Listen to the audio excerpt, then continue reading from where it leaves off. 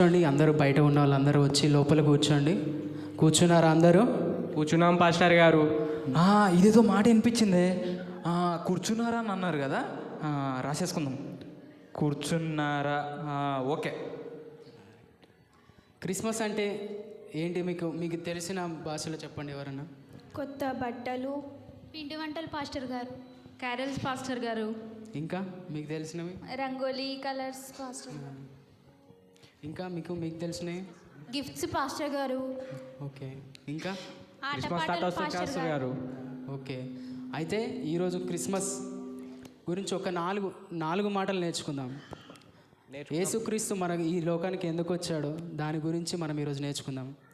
First ఏంటంటే liberation. దేవుడు మనని బానిసత్వం నుంచి మనందరినీ బయటికి తీసుకురావడానికి, పాప బానిస నుండి మనం బయటికి తీసుకొచ్చి మన పరిశుద్ధులుగా చేయడానికి ఆయన ఈ లోకానికి వచ్చారు. రెండోదిగా ఈక్వాలిటీ అంటే సమానత్వం, విభేదం లేదు. దేవుడు వివక్ష ఎవరికి చూపించలేదు. గొప్పవాడని, పేదవాడని, ధనికుడని, పెద్ద కులమని, చిన్న కులమని చూడలేదు. దేవుడు ఏం చేశాడు? అందరినీ తన కుమార్తెలుగా ఆయన చేర్చుకున్నాడు. సమానత్వం అని అందరికీ చూపాడు ఆయన. ఇంకా ట్రాన్స్ఫర్మేషన్ అంటే మనకి మారు మనసు దయచేసి మనకి మళ్ళీ కొత్త జీవితాన్ని దేవుడు మనకు దయచేశాడు.